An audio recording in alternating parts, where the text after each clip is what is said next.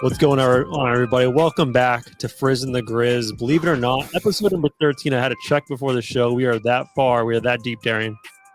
1, 3, and as we say every goddamn Monday, happy fucking Monday.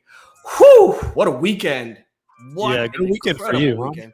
Huh? Hey, man, I'm before we go into what a weekend it was for me, well, how was your weekend, my buddy? How was it? It was fine. Did a little family holiday thing. So in my household, my mom's a nurse, so she works a lot of the holidays. She always works Thanksgiving to get Christmas off. So we do an abbreviated Thanksgiving, out of the norm. And this weekend was the weekend we did a family Thanksgiving. Strangely enough, on first weekend in November. It was kind of weird doing Thanksgiving with 75-degree weather, but we made it work. It was cool. How about yourself? The weekend was good. The weekend was great. I mean, we already talked about the first Saturday in November.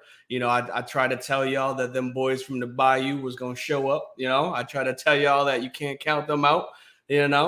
Alabama's done. And the reason why they're done, well done, stick a fork in them because they're done, is because them boys from the Bayou showed up, showed out, and went to fucking work. You have no idea how bad I had to set an appointment for the doctor because I threw out my shoulder. I was going fucking ham, fist pumping and high five in the air. Nobody around, obviously. The missus went upstairs because she's like, I don't want to listen to this shit. What a game. What a fucking game. If you guys didn't see it, go on YouTube. Go check out the highlights and the replays because, damn, that was if you were new to college football, that was the game to watch. It just had everything that you would want in a football game. Yeah, and Darian's alluding to LSU's big win over Alabama on Saturday. And we're going to talk about college football in a little bit. We'll talk about the LSU game. We're going to talk a little NBA, talk about what's going on with the Nets and coaching situation with Udoka. We have a Frizz's 5. It's a fun one, right? And it was inspired by me playing some video games this week. And I think it's a good one for the audience. I think I'll just give you a hint. It's about a video game franchise. We're going to rank some stuff from that. So stay with us for that. And then we'll talk about NFL at the end. But I didn't want to say as an introduction thing. So I'm looking at my fantasy team. This is probably the hardest week to set or day to set fantasy basketball right now because every team is playing because tomorrow, no NBA basketball. The whole league is off for voting day. So just a quick shout out to the people out there, tomorrow, a big day. I don't give a fuck who you're going to go vote for, but participate in democracy, go vote, do your thing. There's no excuses, right? Get out there and vote. True. Absolutely. No, I didn't realize that the NBA, called a day for that. They might have started that actually 2 years ago. It's brand new. Oh, okay. Brand new. Yeah. Wrong. So yeah, just a quick shout out to the people, and also a quick shout out to the people listening, watching. Definitely set records for our personal records last week. We really love y'all, appreciate y'all. New highs and listens, and I think stream views as well. So stay with us. We really appreciate all love and support for sure. Yeah, 13 episodes in, as Trudeau had mentioned it from the beginning. So we're here for the long haul. This is an incredible ride. We just left the starting gate. So the more that you guys are able to get here, engage, rate, comment, subscribe, anything that you guys are able to help us out with, it's something that's incredible. It's something that we have special brewing here. For sure. Now, all right. So I want to jump into college football, but I want to start with a more philosophical question for you because I was thinking this for weeks now, right? And obviously, it's easier to answer this now after the LSU game. But in your opinion, and I think the answer is yes, right? Is Alabama's dynasty done? Because for me, they've had such a long run of just being the singular dominant team for almost 10 years at this point.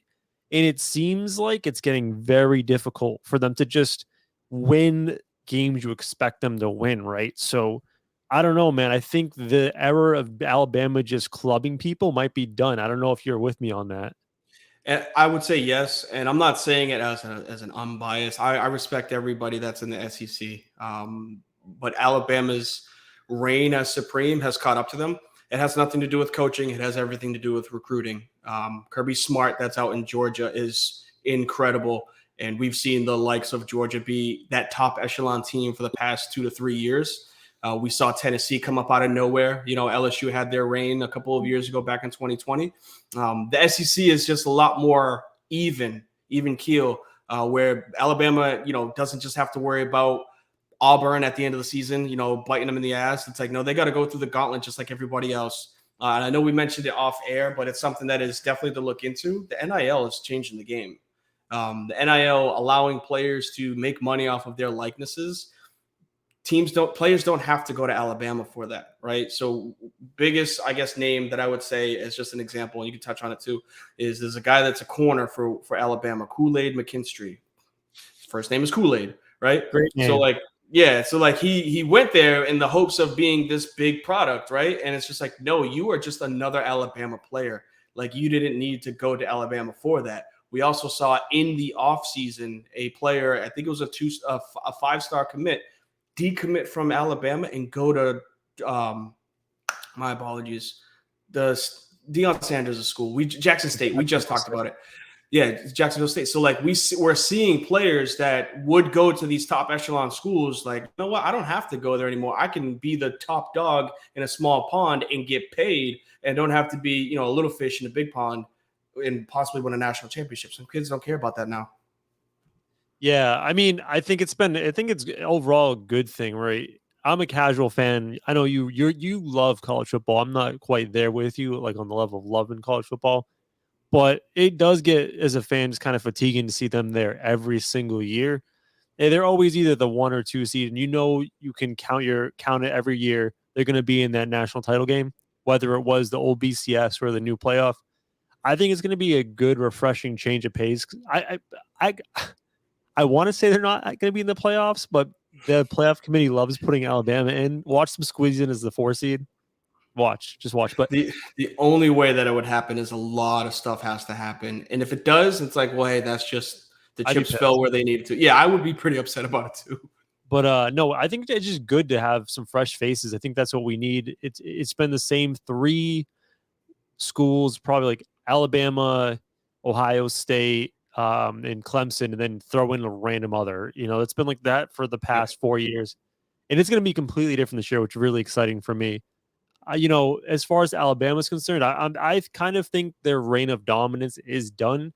I think you touched on the NIL thing where players can make good money going to other schools, and there's a lot of very wealthy boosters out there lining the kids' pockets everywhere, especially if you go to like A&M with that oil money, or Ohio State has a huge alumni base. So you don't have to be at Alabama. And really, what's the big advantage Alabama has now? Because if the money's the same everywhere, and Alabama's claim to fame was, hey, we'll get you the NFL, there are plenty of SEC schools that can say that now. Like Georgia, I believe their entire defense went pro last year, right? Something like that, right? Yeah, they broke the 2020 LSU Tigers record for, I think it was 23 or 20. I think it was, 19 out of 22 starters got drafted, and Yeah. their entire defense was drafted, which is ridiculous. So my point is, like, the advantage of saying, hey, if you come to Alabama, you're going to the pros, isn't quite as big as it used to be. And then just, I think, generationally, if you're a young player, you're 17, 18 years old looking to go to school, Nick Saban's like 67, 68. He's up there, 69 potentially. And I just think he might not be getting through to the kids like he used to be able to, back in his younger days. So I think we're going to see, I think, in the next year or so, if it keeps going like this, Alabama, the school has a very high standard as far as what they expect.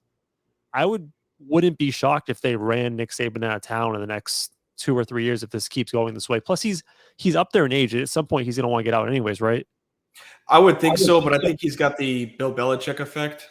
You don't want to be the coach. You don't want to be the owner or AD that let go of Nick Saban, right? No matter what his age is, you want to make sure that that's his decision for him to leave, as opposed to you being tied to the reason why he's gone, right? It's the same thing. Not to tie it into football, to the NFL, but like Robert Kraft's not going to fire Bill Belichick no matter how bad of a season he has. I don't think any athletic department is going to want to fire Nick Saban because of what he's done for that school. So I would say, they'll mutually part ways, as, if they don't win a national championship in the next 2 to 3 years, or even if they don't make the playoff because they have other teams biting at them now. But I don't see them getting rid of him. It will be more or less one of those like, hey, it's just not my time anymore. Like, I'm going to step away from the game. I think one interesting thing about this whole situation is as we see Alabama kind of slipping up and falling a little bit and coming back to earth, we also see another team that's perennially very, very good in Clemson slipping up this year. They only have one loss, but they've been eking out a lot of these games. They haven't been the dominant team they have been in the past. Dabo Sweeney, I believe he's an Alabama alum. Am I correct in that? I believe so, yes.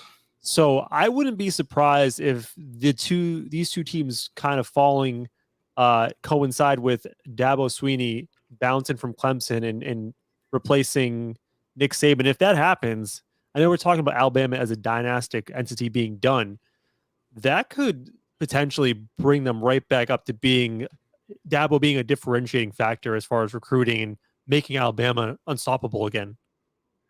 To an extent, I think we're starting to see Clemson have the issues that like what's his name, Lane Kiffin is having. If you don't Ole have a Miss. quarterback, yeah, well, yeah, if you don't have a quarterback, are you actually that good, right?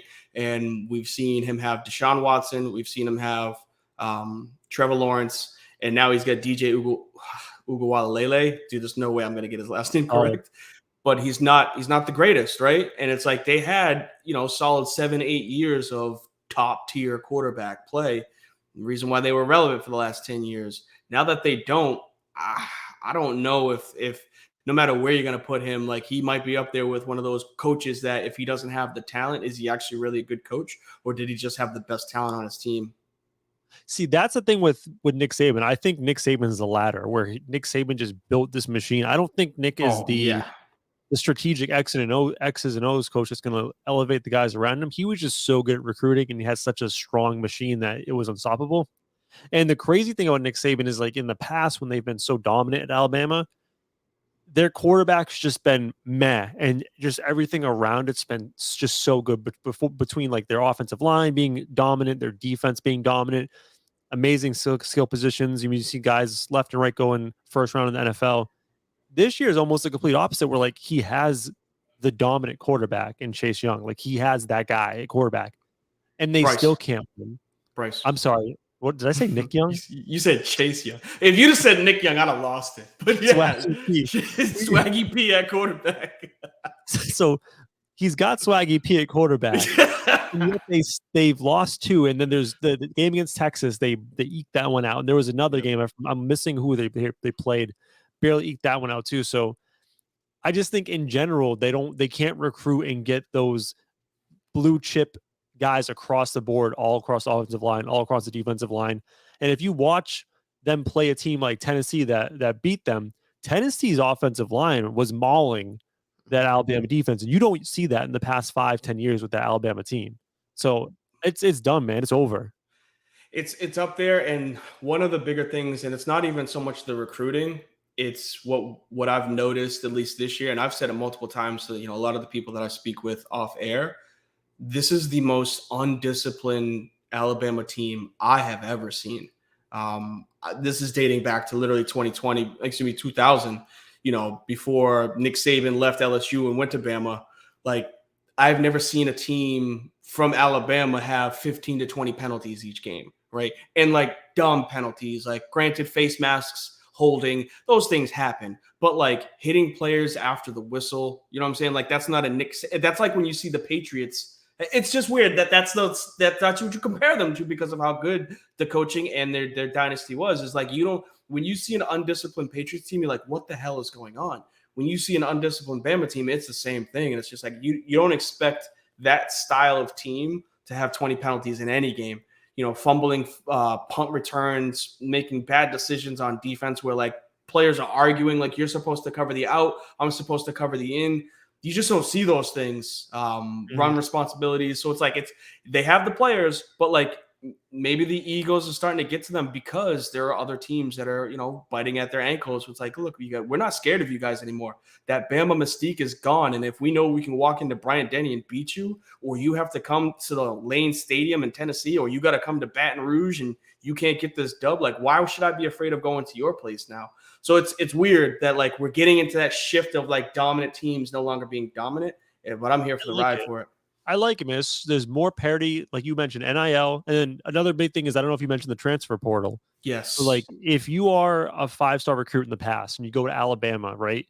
and you don't start, you're shit out of luck. You're stuck there. You're gonna wait your turn. Mhm. Now, if you're that 5-star guy and you're not starting Alabama, deuces. Like I'll go somewhere else in the SEC and I'll play next year. Like it's all good. So it's hard to retain like multiple levels of depth with 5-star, 4-star recruits, and I think it's good for the sport.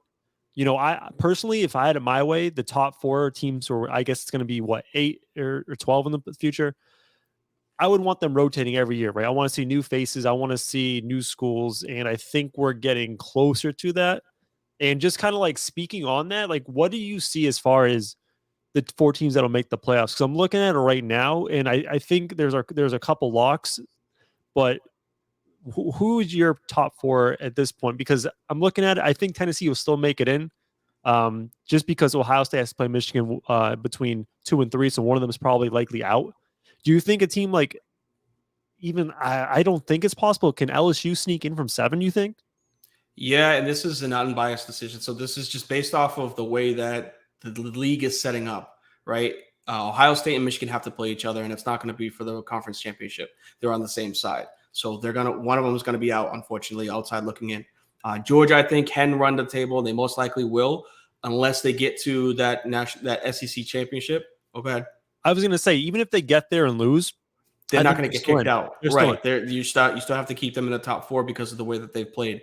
This is where it gets kind of iffy. Is TCU, LSU, Oregon, and Tennessee, because Tennessee is going to play. Tennessee's out when it comes to the SEC championship now, right? They can't get there. Georgia's going to be there. LSU is going to play if they don't lose to A&M or if they don't lose to Arkansas. They'll play in the SEC championship. The If they committee win, does. Yeah, if they win against Georgia, you have to put them in, right? Exactly. That kicks out Oregon because Oregon's Pac-12 no longer has a conference championship game. They're just the Pac-12 champion.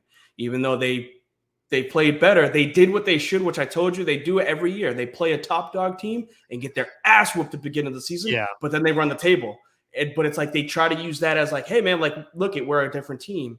But I don't see them getting voted in because of that, right? And then that goes the same thing with TCU. The Big 10 is just, Big 12 is so I guess, competitive anymore. Texas and OU, those teams are trash. So like committee's gonna look at TCU and be like, do we put in an undefeated TCU in the Big 12? Do we put in a 1-loss Tennessee team? Do we put in a 2-loss, but they won the SEC championship LSU?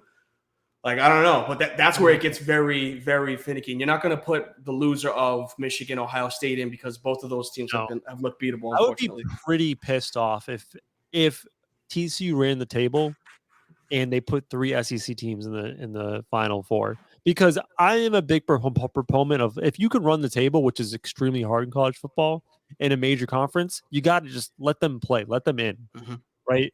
So I think if that scenario happens where everything goes right and nobody slips up from this point on, I think Tennessee's out.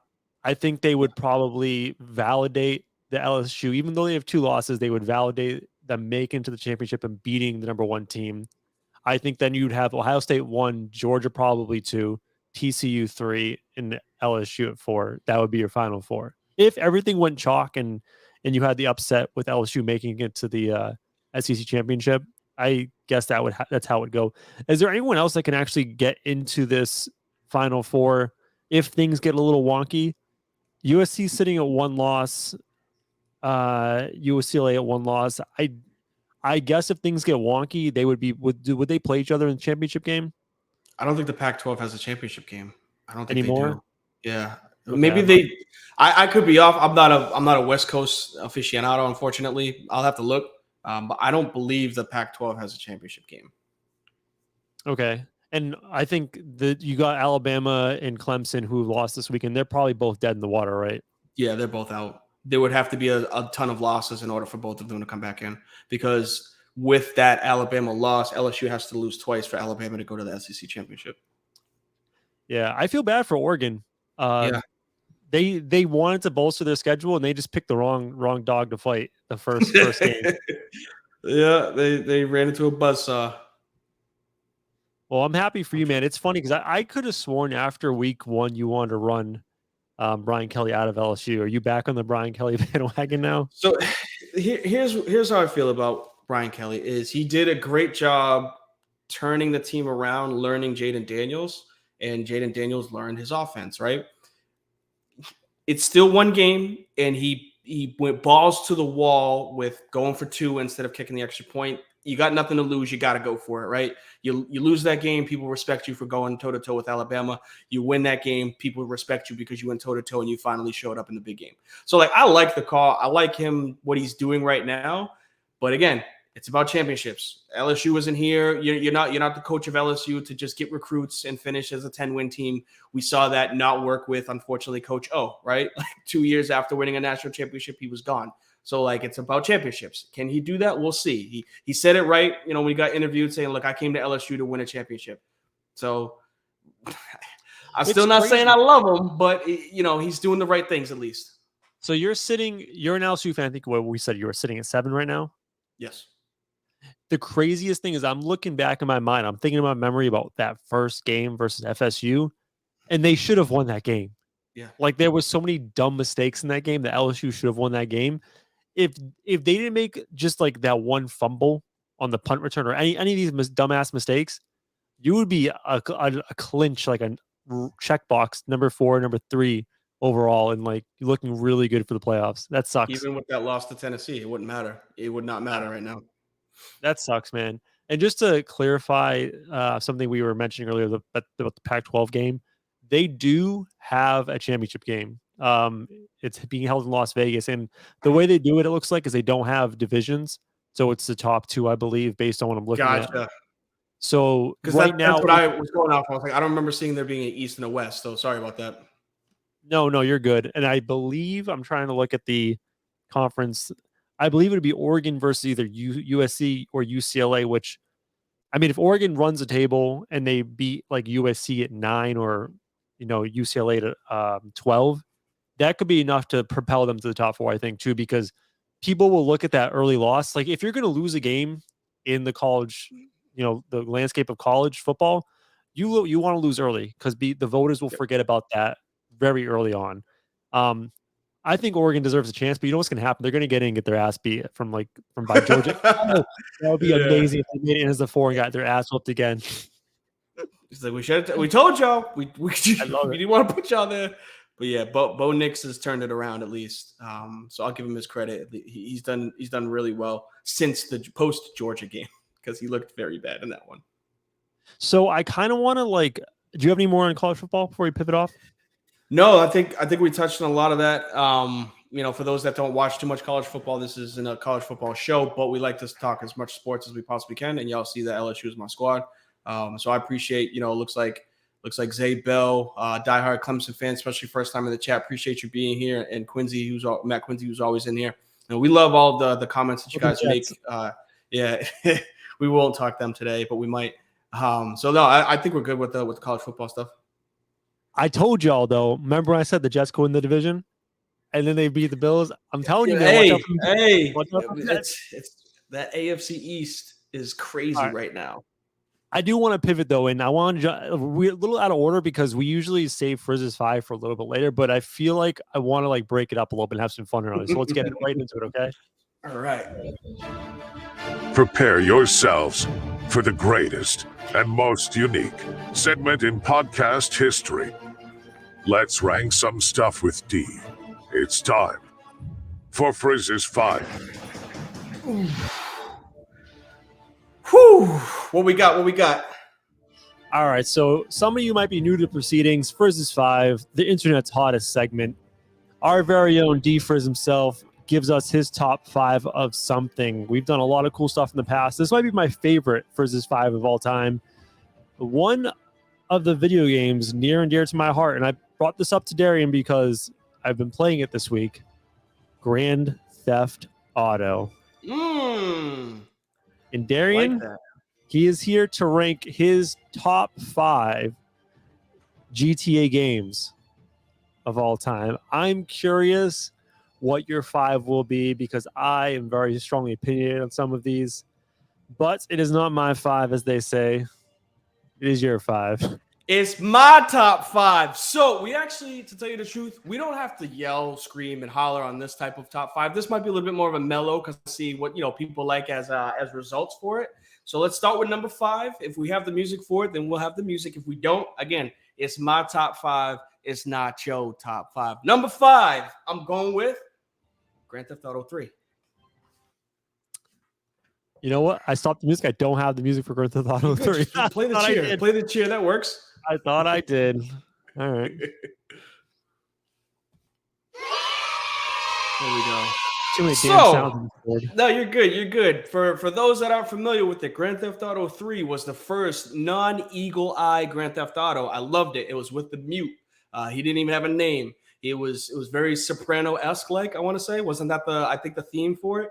Yeah, New York City. Was New York City. The Sopranos was pretty much for it. The Banshee was probably one of the best vehicles in the video game.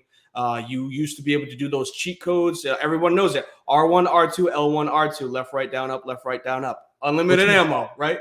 That's unlimited ammo. So I'll never forget that because it was the first cheat code that people used to go to the store and grab the books and you'd be like, oh, what's the GTA cheats? What's the GTA cheats? Like that game is always going to be a place in my heart for it, especially because it was the first one outside of the Eagle Eye. So I'm a big fan of that one. I'm just gonna say, like kids, like I'm gonna get real old, man. Like kids these days don't know the joy about when you go to the video game store. They have like the thick ass like magazine booklets of like how to beat the game with all the cheat codes, all the walkthroughs. That was legit, man. I was not a huge GTA 3 fan because I didn't. That's not the one that broke me into the series. It didn't take my virginity with that one. I got into Vice City was the one that broke me in, and I loved that one, man. Ooh. We'll get into it. We will definitely get into it. So number 4, Grand Theft Auto 2. Damn, I have to jump that yay. I know you wouldn't have it for that one. There's no theme for it, but it's probably one of the biggest classics out of all of the segments for it. It was Eagle Eye, right? You was able to steal guns. You were able to run on the street for the first time. Like you could exit your vehicle. That was a thing that you couldn't do in Grand Theft Auto 1. They had the Zenith vehicle, the Zenith gang, where it was a black Batman style car with the Z on the top. Yeah. And I remember little things like you'd get out and like, he's got a gun. Like they just like those little comments. Like I remember that. And like you could, shout out to Adam Houghton. You could drive up the side of the street and just run over everybody, right? That's all you would do. Just hit everybody as you're driving up the street, right? And like have fun with it. Eagle Eye was the view. It was the last version of it. So like, and there was no cheat codes either. So like you just had to play the game just to literally run around and kill gang members. Like that was it. So I'm a big fan of it. That was the first one that I played. I did not play GTA 1. I didn't play Driver either. So like it was cool that like I was able to get familiar with how Grand Theft Auto was with playing GTA 2. I believe if I played GTA 2 a little bit, and if I remember correctly, did you get a flamethrower? You could just like go like this and just like flame the shit out of everyone. That was my favorite. And the fire truck, you could do that with the hose. Oh, the hose. You could hose the shit out of people. I love that. And then they brought it into PS2 with I think GTA 3 was PS2. You could do it with that game too. And that was just like the 3D graphics. You're like, what the hell is this? Taking people out with a fire hose and flamethrowers. But let's get back into the top 5, baby. Number 3 is Vice City. Let's go. I can finally use some music.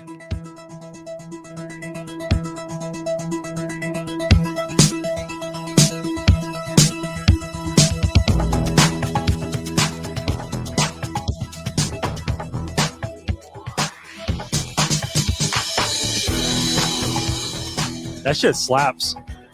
Yeah, man, the music in Vice City, whoo, rush, get the yayo. Them soundtracks were on point. Tommy Vercetti too. You can't be mad at that. Like it was all Scarface, right? And the crazy part is I played Vice City before I watched Scarface, right? So like I played the game, beat the game. Yeah, Tommy, whatever his name was, I can't remember the bad guy. Tommy Vercetti.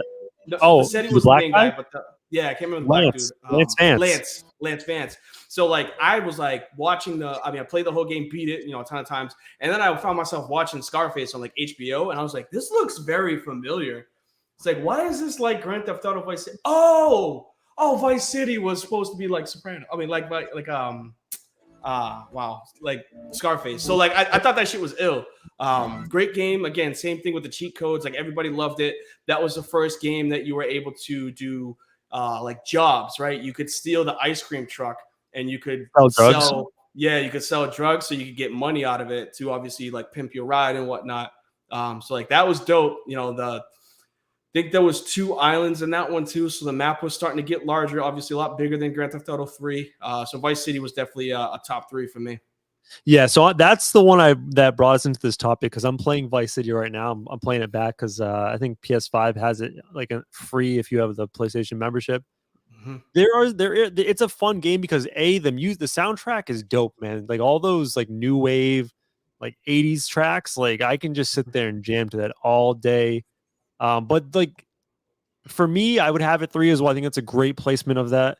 It's a little clunky, right? Like the shooting, the moving, you can't move and shoot at the same time. Dude, if you hit a car with another car, they go like the physics are just terrible. But it's they really need to remake that game like with modern graphics and everything and modern physics because that game's dope as hell.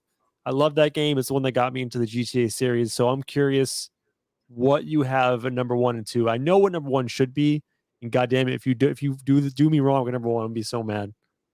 Number 2, baby, just because, you know what I'm saying? I think it was up there with possibly my favorite, but because it's a replica, it can't be my favorite. It can't be my number 1. It's easily Grand Theft Auto 5.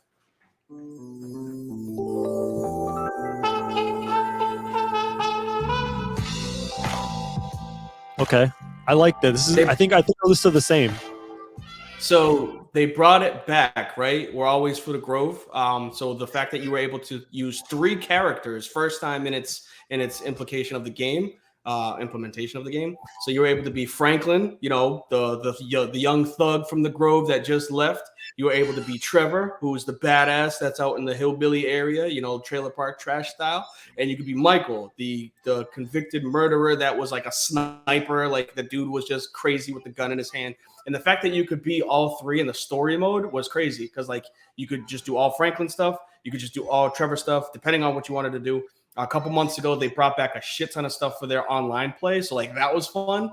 The online gaming is actually really dope. It's a really good like story mode online where you can go to the casino, you can race tracks, you can rob a bank, you can do a whole bunch of stuff. I like 5. I think of the series, obviously it's the newest one, so they can do a lot more. There's the technology there.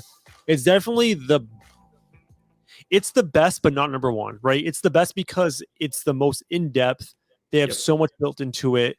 I think it has possibly the best storyline. I mean, you could argue San Andreas has a better storyline because I like how you can kind of pick your ending, right? You can kind of figure out how it ends. It's just a beautiful game. Everything to it, the way it looks, the way it feels, the way you can just flip from character to character. There's so much into it. Beautiful game, great game, but it's not the one that broke the mold, right? Because I'm guessing we have the same number 1. In that one kind of broke the mold for how Grand Theft Auto games are created. And since then, games have been molded like this one, right? As long as we're saying the same thing, which I'm assuming we are. Give me my drum roll, please. Can I just play the music after I play the drum roll? You can if you want. Go ahead.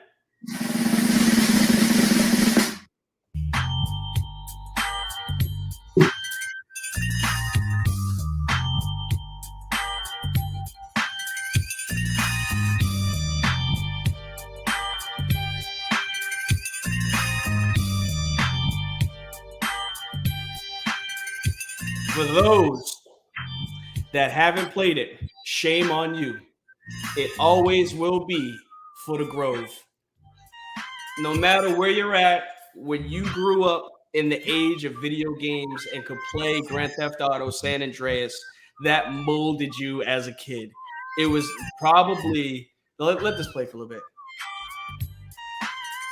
Who were the Busters? Those purple ass bitches. What was that gang? The Ballers. Fuck them. Yeah. GSF Busters. Man. Yeah, man. You know, it's always Grove Street. One of the funniest things. Some of the times the gang members will yell commentary at you, and I just remember playing one day, and my mom was in the room, and you could hear the baller yell, "Grove Street Mama suck my dick," and I was like, "Oh no."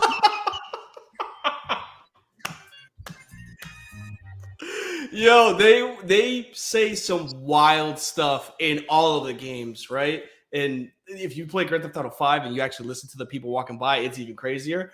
But yeah, San Andreas, hands down, the best of the series. Like, the story mode was incredible. CJ coming back, obviously, to avenge his mother's death.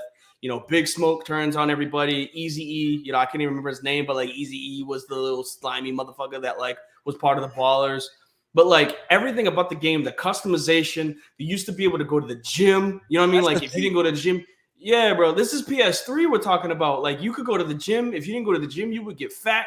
Like you could go get a burger or you could go get a salad, whichever one you wanted. Tattoos, change your hair, all of that shit. It was the first one with attributes for shooting, attributes for swimming, attributes for running. So like you had to actually invest time into the game. Yeah, like everything about it was just it was The Sims with shooting, right? And back then, like everybody wanted to play RPG games where like you could develop a character. Final Fantasy was starting to run its course, right? With people getting sick of that type of stuff. So when Grand Theft Auto San Andreas came out, like you could do so much shit in a video game that it was just like incredible, from customizing your player to your car to the way that the story goes. That's the thing. Like that's what made San Andreas so special, is the level of customization. And even if you ate like a ton of burgers, your guy would literally get fat in the game. Or if you went to the gym, I like to just go to the gym and just get so swole and just beat the shit out of people. But they used to be able to do techniques too. Yeah, they got rid of it in the next gen version. But it broke the mold, right? Because you had that, which they eventually got rid of. But I'm playing Vice City now. If you go in the water, you drown, right? They added the swimming element.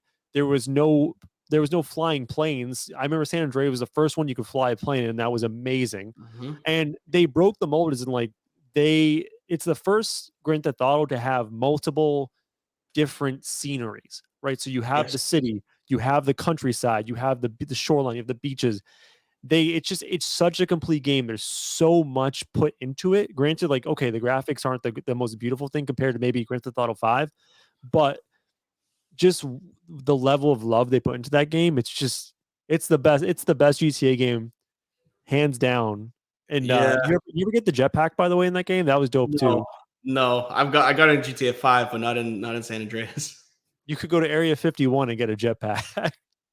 Like I said, there's so much stuff that was in that game that like you could play it now and you'd be like, oh, I completely forgot about this, but this is dope. Okay. Compared to that, they just don't have it in nowadays video games. So like everything was like you could go to the club and hey, what you got to say? Like I love that shit. You could, we could bounce vehicles, hydraulic style, like that whole shit was West Coast in a nutshell. Back in the 90s era, like the soundtrack was dope. It's up there with Vice City for best soundtrack for a video game. Like I give it to only because I'm biased with that type of music I listen to.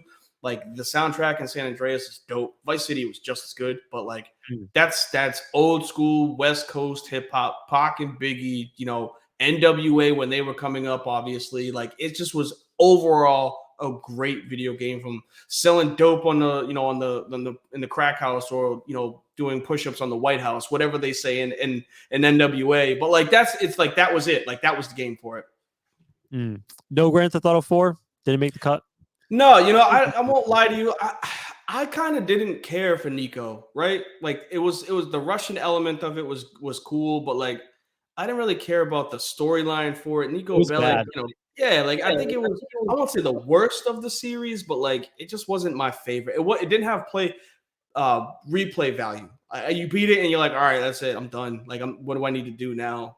The other games, I could play San Andreas right now. I could literally flip up my PlayStation 5 and put in San Andreas and play it again. You know what it was? So San Andreas, they added the feature of customization, and I don't know what they were thinking of Rockstar. They're like, you know what? Let's get rid of that. Let's have people call you on your cell phone every 5 minutes to go bowling. That's what we should add to Grand Theft Auto 4. Yep. I don't remember. It was his brother, right? Was it his brother or his cousin? That was like cousin. It was always the cousin. But like, you want to go bowling, Nico? Oh my god, again, fuck up, bro. All right, well, this is how I feel about your list today. Yes, sir. Job well done. All right, you want to get back to the sports? Yeah, I did want to. You say you want to talk some football? I did want to ask you about the Udoka thing, right? Because we talked last week about this pretty much in depth about The Nets grabbing Udoka, and the reporting around it seemed like it was a pretty definite thing. I remember Woj said something about between 24 and 40 hours they expect to sign a deal, and we're now, I can't do the math, but we're about a week away from that at this point, and there's been no really movement on that front.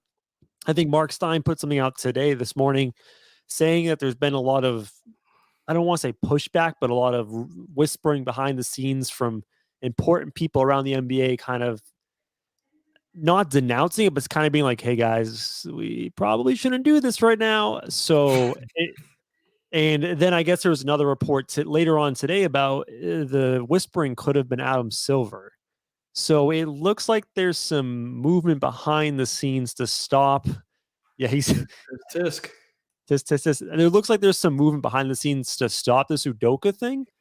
And it almost seems like at this point that Udoka is not going to be the coach of the Nets. And if you want to read even more between the tea leaves, there was a comment today. Lots of stuff, little snippets in the news today. Yeah, nothing crazy came up, but yeah, I know what you're talking about with little ones. I am drawing a blank. I'll get his name, but the current interim coach of the Nets, they were pretty much saying like they're really happy with what he's doing. Like, great, he's doing a great job. Kind of planting the seeds of like, hey, this guy, we like him now. Yeah, he's our guy now. Maybe not Udoka anymore. So I think this deal is dead.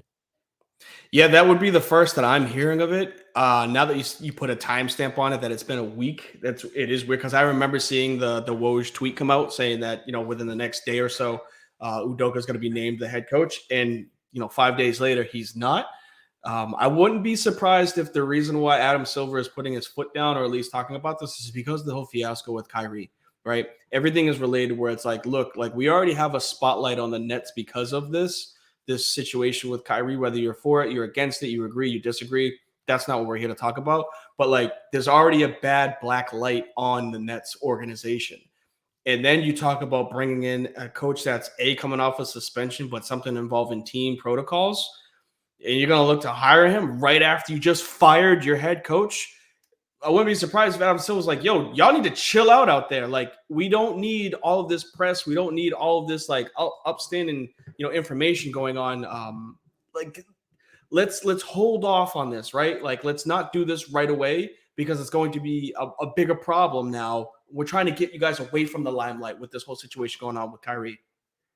Yeah, I think that's definitely what's going on. And another thing to add to this is we were talking last week, like, we're surprised that Ime was suspended the year by the Celtics and not let go, right? And after the Celtics gave zero resistance to letting the Nets pursue him, it became even more confusing as to, well, did the Celtics not like Ime after all? Because they're clearly not putting up a fight to keep him.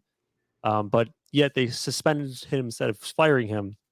And I'm coming to find out that this might be a situation where the Celtics were trying to save a few bucks, and the Celtics had zero desire to bring Ime back, and it was pretty much a done deal that he was not going to be the coach for the Celtics again.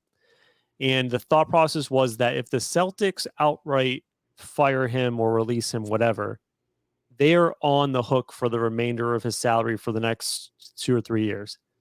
But if a team like the Nets come in and swoop him in and trade for him, the salary comes off the Celtics books and just gets pushed right over to the other team. So it's seeming more and more like that this situation was that Ime was never going to be the coach again for the Celtics. They knew that within the organization. And we, as the NBA fan community, whatever, we were just kind of left asking a lot of questions. Like, you were very confused. Why a year? Like, why not do a something small, slap in the wrist, or get rid of him? And this seems to be kind of the answer to the question. Yeah, it's still a very confusing situation. I think that if we had the conspiracy theory and the metal hat again, that would be part of it, is to like, why didn't the Celtics ask for compensation? It's still going to be very awkward in that locker room, and we'll say in the front office when the suspension's over with. Like, do you address the elephant now, or do you just get rid of the situation? And it's like the fact that like they just brought it up and like, no, we don't want draft picks for him. We don't want a player for him. You guys can just have him. If that's the case, then why didn't you just fire him? Why didn't you just get rid of him? If you're just going to let him go without there being any type of backlash, not backlash, but no repercussions for what happened, compensation for what just happened, why are you still holding on to him? That salary cap thing is probably the reason. But like, again, this whole situation is just very confusing and it's not gone. As soon as the season's up, it's going to rekindle the fire again, right? We're going to bring it up again. It's like, so what's the deal with Ime Udoka? Yeah, I mean, I guess there's details we don't know about. I don't know if we'll ever know about them. And at what point does he become non-toxic, right? Because it seems right now the league is trying to prevent this from happening in some capacity. At what point is he hireable again, I guess is what my question is going to be. Are they going to wait for him to serve the whole year and then he's going to go somewhere else? Like, what's the line of delineation on this thing? Because it's weird. Okay. Yeah, I think if it's not Brooklyn, then he would have gotten a job somewhere. If somebody else said that they'll take on his services, the same way that, you know, some player makes a bad decision for, let's just say, drug related issues, they get cut and then another team picks them up, right? It happens all the time in the NFL. It has happened in the NBA because they can fix the problem, right? They can fix their issue. Whatever team issues that he had in Boston, they can fix it when he goes to Philadelphia, right? Brooklyn has this bad black eye on their organization right now. It's just adding to their fire of like stupidity. Yeah. And so that, like Adam Silver's like, enough is enough. If it's him, if it's not him, people, you know, owners are like, enough is enough with Brooklyn. Like, figure out what you guys got going on right now first before you just hire somebody that's suspended off of team protocol regulations. You know what I'm realizing now that we're talking this out? I think Ime Udoka is the coach of the Nets right now if Kyrie just says, I don't like anti-Semitism. Because he was going to be hired, and that was kind of already worked out before Kyrie Irving made second things interview so much worse than the second interview. Mm-hmm. And when that second interview happened, the block just became way too hot at that point. And Udoka it couldn't happen at that point. Yeah, again, this is all conspiracy, but like I don't see that not being it. I really do think if there is talks out there that somebody's trying to not have this happen, it's the commissioner because of everything else that's going on in Brooklyn. Bro, Brooklyn's just a complete disaster. I don't know what to do with them. Yeah, we talked about this at the pre-show, not pre-show, but when we started talking about basketball, I think it was 2 weeks ago. Like they're either going to finish 1 seed or 8 seed, and right now, because of everything that they're going on, they're most likely going to be bottom tier East, which is crazy to think. But they're like legit almost better when Kyrie and Ben Simmons isn't there when it's the KD show. They've been pretty good the past couple games without them. I don't know what's going to happen. Other NBA stuff, though, did you want to talk about your Lakers? Because I find the situation there a little interesting. Yeah, I got no problem going over that. I know you're going to bring up Russ off the bench. Plus minus is good. He's always been a plus minus guy. So, like, I don't want to go off of that. It's the style of play, right? And granted, his style is much better coming off of the bench right now, but it's still not leading to victories, right? It's still not leading to them playing better offense. I think he's having more fun now, but what does that mean? You know, they go on another 4 out of 5 losing streak, like just because he's coming off the bench. It didn't solve anything. Like the Lakers still have a problem on offense. Their defense is great, you know, statistically, but their offense, they're statistically, yeah. But then they have a game like they did against Cleveland last night, gave up 110 points. You know what I'm saying? Like you will have those games where your defense isn't the greatest and you have to bail yourself out with offense. And they just don't have it, right? Like Austin Reeves and Lonnie Walker are their best shooters. Right. Yeah, statistically, they're the worst shooting three-point shooting team in the league. And they take, I believe, only 11, like their 11th lowest three-point attempt team. So clearly they can't get anything going from the outside. I think the move from Russ to the bench is a helpful move for the Lakers, right? I just think there's so much more to overcome that in itself is not going to solve the problem. But I watched some of the game yesterday and the previous game with him coming off the bench, and it's working a hell of a lot better just with him. He has to be a primary ball handler to make this thing work. And it's funny because LeBron starts the first 6 or 7 minutes of the game being the primary facilitator. And then when Russ comes in, LeBron doesn't go out immediately, but LeBron changes kind of his role and he stops being a ball handler and he was playing more in like a high post to kind of like almost like play a pick and roll. And I thought it was fantastic. Russ still is an elite passer when he's going and he's got his game going. I think that the turnovers are still going to be a problem. I saw that his field goal percentage is much better coming off the bench and playing at that second unit. His turnovers are still going to be a problem for the Lakers. That offense, it's just outside of that top three, there's nothing, no support. And you can have guys that are just shooters to help you out, but they don't have those either. I do want to say, like, is it me or is Anthony Davis almost their third best player at this point? Because he looks yeah. so bad offensively. He's supposed to be the guy to carry the load. LeBron's not going to be a get on my back guy anymore. Russ can't do that. You're kind of counting on AD to be that guy, and he's just he's not doing anything offensively. He was supposed to take the torch, plain and simple. Like, especially coming off of that COVID season when they won the championship in the bubble, he was supposed to take the torch so that LeBron James didn't have to put up 25, 10, and 9 each night. It was supposed to be AD right around 30 and 15, right? That was supposed to be the horse, and he's just not. I mean, injuries are catching up to him. He's slower. You know, every time he leaves the earth, you have to think about when he lands on the earth, if he's going to be hurt or not. Like, he strained his back dunking with nobody around him. Like, those are the things that now Lakers fans have to worry about. It's like, I think the team might be having more fun, but they're still losing, right? And that goes away, right? They'll do what they can to try to show face to the media. Like, no, we're all buddy now. We're good. And then they drop 3 of the next 4. Like, no, like, that's not good. And I'm still with, until it gets proven otherwise, they got to do something with not blowing the team up, but like getting rid of stuff now, because like you're going to be middling for the next 2 to 3 years if this is what you're going to put out there as a product. Well, that's what I would want to segue to that, because I did see reports today that the Lakers are saying, or someone around the Lakers organization is saying, that they're open to hear offers on AD at this point. So AD is not untouchable anymore. And that kind of goes to what you're saying is maybe the best thing is to blow this thing up. Would you be happy as a Lakers fan to move on, get rid of AD? And basically at that point, if AD's gone, it's over. Yeah, I would be, because it's the reset. I am no half measures. We all seen Breaking Bad. No half measures.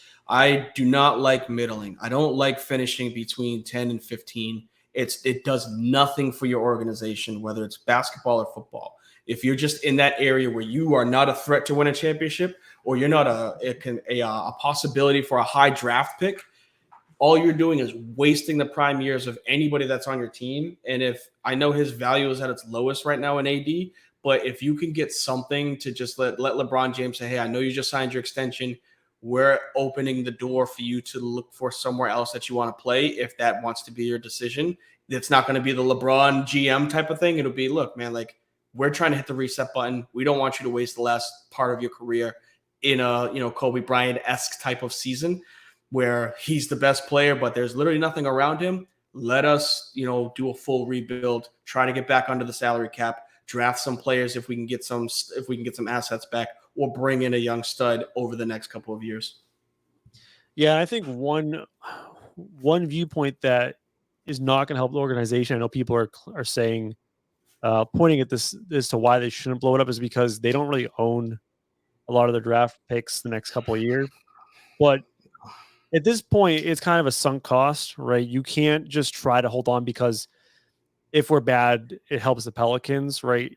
You got to just eat it at this point. It's a sunk cost. If you're going to just keep throwing more fuel into this fire and saying, well, we can't tank because we don't have our draft picks, it's going to cause more damage for the next 5-7 years if you're just going to keep running it back and burning more draft picks to be a 7 seed, right? So I'm with the idea of burning it down. I was going to ask you, and I want to ask you last week, what franchise you think's in more peril as far as their future, the Nets or the Lakers? The Lakers, because the Nets, they have KD. right? And just like Joe Asai said, you're under contract. Like you're staying here while you're at the prime of your career. We can get rid of everything around you, and you can still be the best player in the world. We've seen KD put a team on his shoulders. LeBron's not, unfortunately. And this isn't a LeBron's dead type of thing. LeBron's not the best player in the NBA anymore. He's old, and you can see him play in his style that you can show age has caught up to him. He has instances where he's still great. And then he has instances you go, oh my goodness, that is a 37-year-old man, right? And there's nothing behind him. AD is not that savior, unfortunately. Lonnie Walker is not that savior. Russell Westbrook is not that savior. So there's no top 3 player on the Lakers team like there's a top 3 player in Brooklyn. You can get rid of Kyrie. You can get rid of Ben, and like you said, it's still the KD show. He can bring a team to a championship based off of his skill. LeBron James can't do that right now, unfortunately. It's just his age. It's nothing against the way he plays. It's just he's just older, and the game is much faster right now. He's not a jump shooter like KD is. Yeah, I mean, the only counter I would say is, at least if you're the Lakers, you can trade AD. You can probably, I don't know if you're going to be able to trade LeBron and get something back. You're not going to, you can trade KD. You'll probably get 3 firsts and a couple swaps, but Kyrie's a dead contract at this point. No one's going to touch that. And Ben Simmons is a negative contract at this point. So I think the value on both sides is pretty similar. I mean, if you're just saying, let's just keep building for the future, I guess you have KD under contract and you can still lead your team, but you're still hamstrung by Simmons' massive contract, and he's not going to provide anything. So both are just dumpster fires. It's crazy, man. It's not good. But I know, did you want to talk about some other exciting teams, like surprise teams? You were mentioned before the show, there was a couple that caught your eye. Yeah, I wouldn't even say surprises. Like it's what we talked about at the jump from preseason, like the younger teams. Crazy that the Bucks are still doing what they're doing, right? Top dog in the East. But like we called the Cavs, right? We said it. We're like, this is the team that could finish in the top 4, and they're proving it. Evan Mobley. Yeah, like they're playing fast. They're playing fast, and they're playing very well, efficient wise. Donovan Mitchell is playing out of his mind right now. We have that point guard. I always forget his name, but I remember he's got a cool hairdo. Can't remember his name, unfortunately. Darius Garland, like he's playing incredible. We saw against the Celtics, Karis LeVert, I think it was, went off for like 40 points. Yeah, like they have players, right? And you said with the Rudy Gobert swap, right, when you change Rudy for Allen, and Allen's playing like an all-star again. Like he can finish in the paint. He can kind of stretch out if you do need that midi that Rudy Gobert doesn't have, but he's a lot better in the offensive gaming than a Rudy Gobert is. So like that team is playing very well. And then on the opposite side, still Ja, right? It's Ja's world. Allen Iverson 2.0 out west. It's crazy that he's able to put the team on his back at a little size, very similar to like a Steph Curry, but he's doing it. And I wouldn't want to play them in the playoffs right now because I know it's beginning of the year, but I'm saying at the end of the season, if he's in that MVP talk, you're going to see a new side of Ja Morant, which is crazy. Yeah, I mean, the Eastern Conference in general is just really weird right now. It's hard to kind of make out how it's gonna shake out because some of the teams we liked are either in the lower half of the play-in or out of the playoffs completely. And then you have a lot of surprises, which I mean, to be honest with you, we knew there was going to be a lot of teams that were improved, but I didn't expect to see this. Right now, tell me if you agree with me. I think as like a tier 1, the teams I feel very strong about and good about. Tier 1 is just Milwaukee by itself, right? Yep. And then below Milwaukee, I'm going to put the Cavs as like 1B in the next tier. The Celtics. I still like the Raptors. I like the way they play. They play hard every night. They're never going to take a night off. And they're super long and very pesky defensively. Mm-hmm. And I kind of like those 3 as the next tier. The Cavs, Celtics, Raptors. And then there's a couple teams I'm just unsure about is the Hawks, the Bulls. I mean, I know you were big on the Bulls, but they've been up and down. And then it's just kind of shit. But like below that, I expect some of those teams to be good, right? I didn't expect anything out of the Knicks. Then you got Pacers. Then you have Brooklyn, Philly, and Miami, which we thought those 3 teams were going to be at least 2 of them in the playoffs and maybe one of them in the play-in, right? So like we had them all doing much better, but they've all had such a terrible start to the season.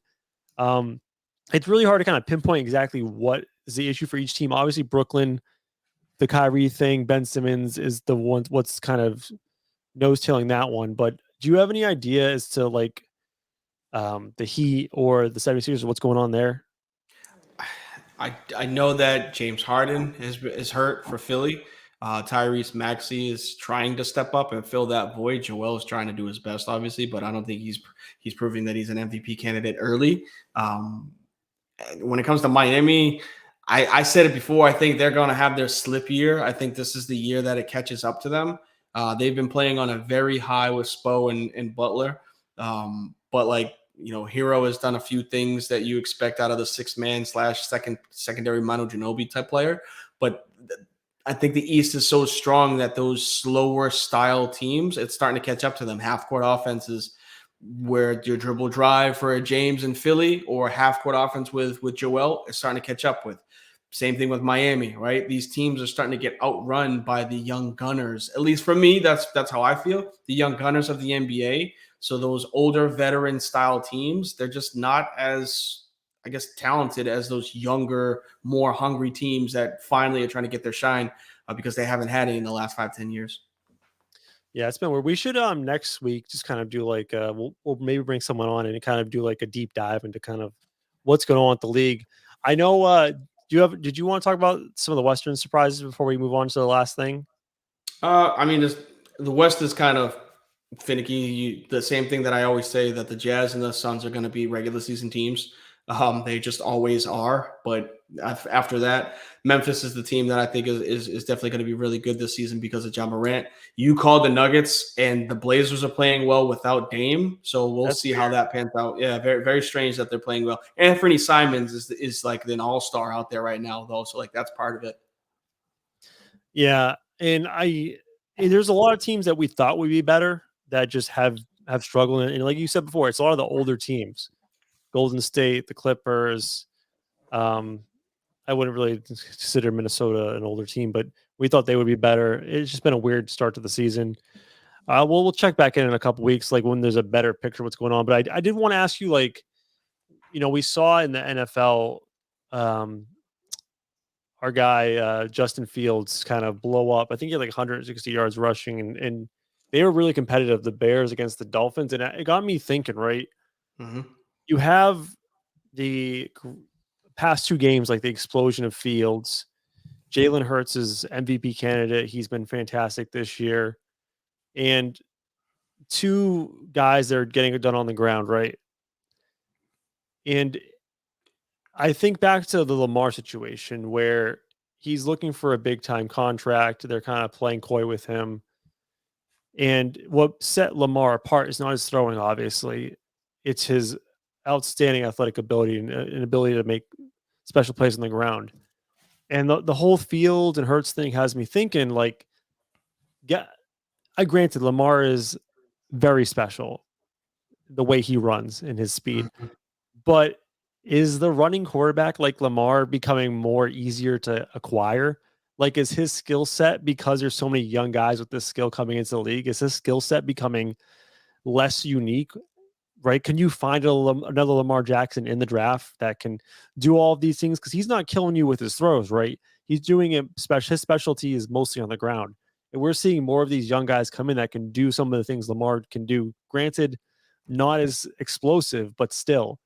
It's making me think that maybe his value over the past, over this year, is dropping more and more and more. As you can see, like, hey, maybe we can draft another Lamar Jackson type player in the first round, can do pretty much the same thing. You got something going on that one. I hate having to agree with you. The NFL is a copycat league. It copies college football. I don't care what anybody says. Whatever it goes on in college, it usually filters its way to the NFL.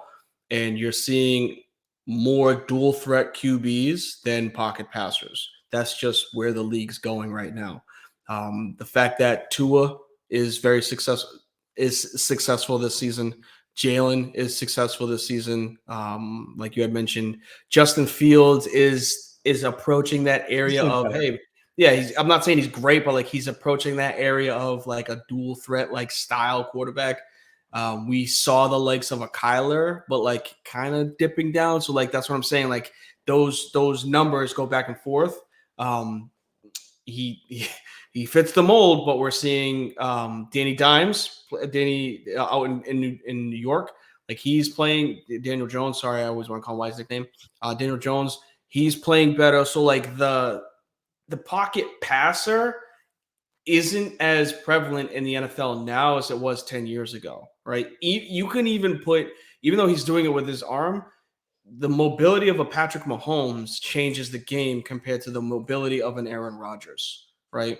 And it's just the fact that they are both mobile, but one of them is going to look to get more ground yards to mess with the defense than just it broke down and I can get a play out of this. So like that style of quarterback, I hate saying it because he's special, right? We've never seen a Lamar Jackson like we this. just saw Justin Fields set a record, and we didn't think Justin Fields was that special, but now we're like, oh, maybe we can get a guy to do some of the Lamar things that we thought only Lamar could do. Like maybe like Lamar could only do Lamar things 2 years ago, but now we're seeing, oh, maybe Justin Fields can do Lamar things, and maybe Jalen Hurts can also do Lamar things. So he's not one of one anymore, almost. And granted, it's not an apples to apples comparison because this one's an MVP, one's a not too. So let's make sure that we know that. But I guess my point is like the running style of Lamar is very different than the other guys because Lamar is also is much faster, much more agile. But I am also worried because if that's going to be your forte, would you rather have a guy like Fields do Lamar things at 230 pounds or Lamar do Lamar things at 212 pounds, right? Like one of these guys, I feel a lot better doing Lamar things. And if I'm saying, well, shit, I can get rid of Lamar, draft a guy like Fields. I think he went like 15, 14, 12. You don't have to be number one to get a guy like this. I mean, you got Lamar at 30, I believe at 30 or 32, whatever. I don't know, man. Like I love Lamar. I want the man to get paid, but like I'm starting to see why the organization might be a little hesitant because if they think from an organizational standpoint, if you think you can get the same thing or a slightly lesser version at 20 million less a year and spend that money elsewhere, I could see why you might approach it that way. I hate this conversation with a passion. I hate it too, but like real talk, if you're the organization and you see these other guys, these young guys, and you see these guys coming out of college who can be a dual threat quarterback, and there's 4 of them coming out of the draft, why don't just grab one of those guys? Because here's the thing, Lamar has not set himself apart. Like I'm so pro Lamar, but he has not set himself apart as a passer. Like he has not taken that leap as a passer. Like he's still the greatest running quarterback in the league by far, but he hasn't taken a leap as a passer. So I don't understand why organization feels like they have to handcuff themselves to him at this point. I dislike the passer situation because who does he have? Like essentially at the end of the day, you look at. I don't want to compare the two. Passes. Like it's the inaccuracies. He also has players that drop passes. Marquise Brown left thinking that he was Hollywood Brown left thinking that like I needed to do something better. But like I could show you a handful of clips of Marquise Brown dropping passes. And then he has Devin Duvernay, who's now gone. You know what I mean? Like, and we love Mark Andrews, great possession style tight end. He's not Kelsey, right? So like he can't be your focal number one option. The kid, at least the guy, we'll say he's not a kid anymore, but like the guy has 0 weapons and hasn't had a number one wide receiver since he's been in the NFL. His best receiver is a tight end. So like I don't want to talk.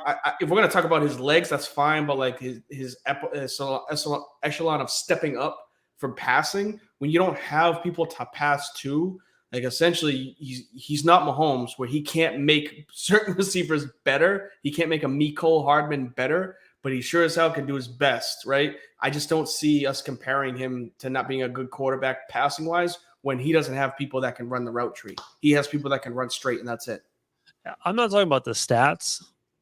Like just watching him play, he is probably, if you're going to rank him like out of the starting 30 quarterbacks, he's probably in the below average as far as passing accuracy, getting the ball in the right spot. Would you agree with that? No. You think he's at I would average, say, like at 15 or above average? I would say he's between 10 and 15 because of his deep ball.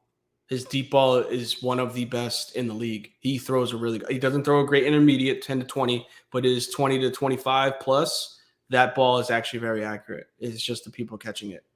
Okay, just for the sake of this argument, I'll agree with you on that. But I guess my overall thing with seeing Fields is I see Fields this weekend, and we all wanted to write him off a couple weeks ago. And I think to myself, how much better is Lamar than Fields if you're just thinking of what both of them provide you? Because Fields can probably provide a similar product on the ground.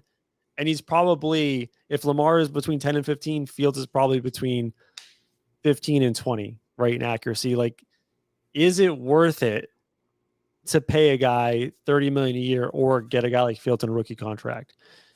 Right? Just for if you're running a team. And I think Lamar deserves for what he's done for the organization, what he can do, deserves to get paid.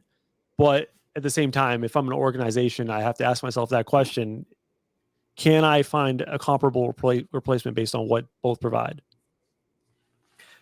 Like I said, I hate having this conversation because if you're looking at it on the business side of things, you're hitting this right on the head. If you're looking at this as a player side of things, I want Lamar Jackson on my side over Justin Fields 100 out of 100 times. I don't care what he's producing. I've seen what an MVP quarterback looks like, and I've seen what a Justin Fields quarterback looks like. I'm taking the MVP 9 out of 9 times.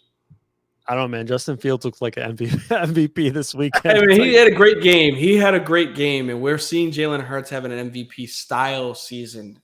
But who also does he have?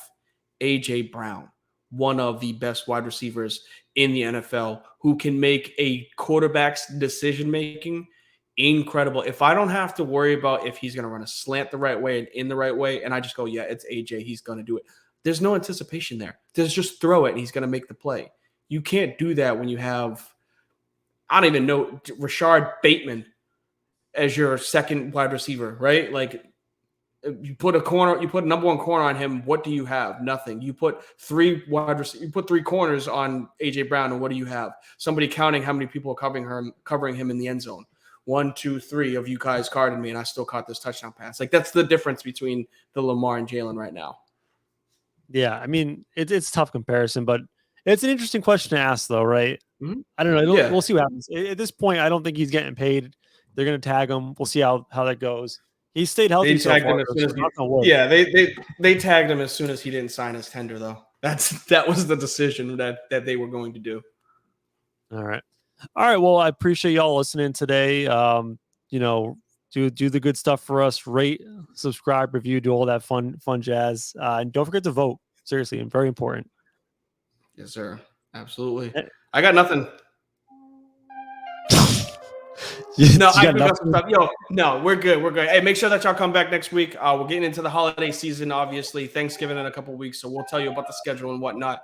Please rate, subscribe, follow on Twitter, follow on Twitch, all that goodness. Take care of y'all bread, y'all mentals, y'all chicken, everything in between, baby. I gotta watch the Saints game. That's why I'm not hyped. They're losing.